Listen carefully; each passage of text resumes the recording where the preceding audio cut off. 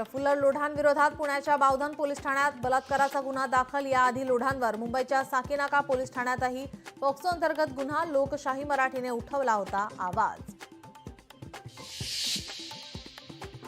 विधानसभेत रमी खेळताना video viral झाल्याप्रकरणी राज्याचे कृषी मंत्री माणिकराव कोकाटे आज पत्रकार परिषदेच्या माध्यमातून भूमिका करणार स्पष्ट। मुख्यमंत्र्यांनीही कोकाटेंच्या कृत्यावर व्यक्त केली नाराजी। सामाजिक कार्यकर्ते अंजली दमानिया यांची आज दुपारी 12 वाजता पत्रकार परिषद। दमानियांच्या टार्गेटवर काही मंत्री आणि आमदार।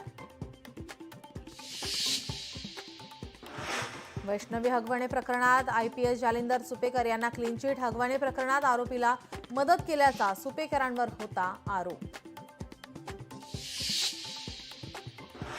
संतोष देशमुख खून प्रकरणाची आज 10वी सुनावणी। जिल्हा सत्र न्यायालयात पार पडणार सुनावणी। मुख्यमंत्री देवेंद्र फडणवीस आणि उपमुख्यमंत्री अजित पवार यांचा आज वाढदिवस। वाढदिवसानिमित्त मुख्यमंत्री गडचिरोली दौऱ्यावर।